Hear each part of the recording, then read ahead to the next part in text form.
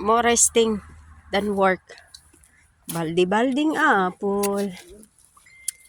Say hello to my vlog. Hello! Yan, si Pearly. Si Rachel. Hi! Gaganda ng mga magpipik ngayon. Ngayon lang, mami. Hindi ako Siyempre. Siyempre, ikaw yung pinakamaganda. We're picking and eating apples. Yes. Ayan yung aming extra income for today. Malinis na doon. Wala nang bunga. Dito na kami. Puno naming traktor. Waiting for the another one. Yun si boss. Nagyuyug-yug ng apple.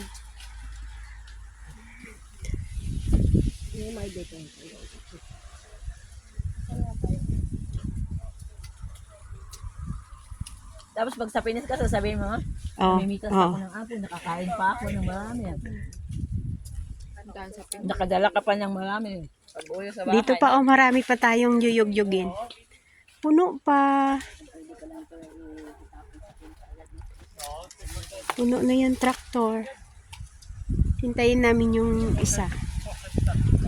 So, maganda ngayon ang panahon. Makulimlim.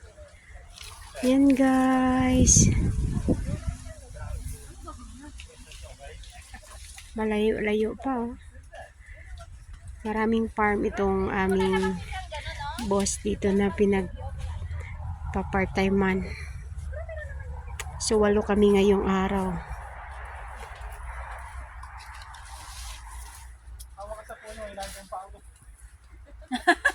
Oh, malaglagan siya sa ulo, ah.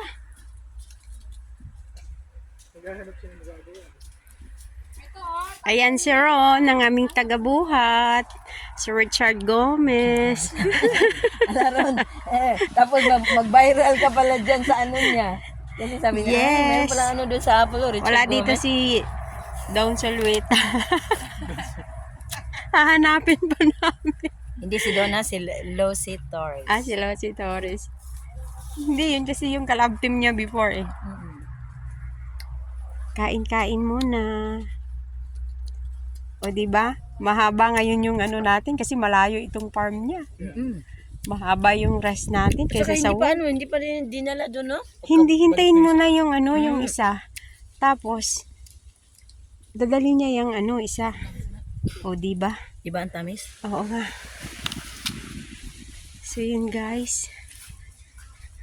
Nag-i-enjoy lang kami ngayon kasi wala kaming work sa factory. Kaya, picking apple kami ngayon.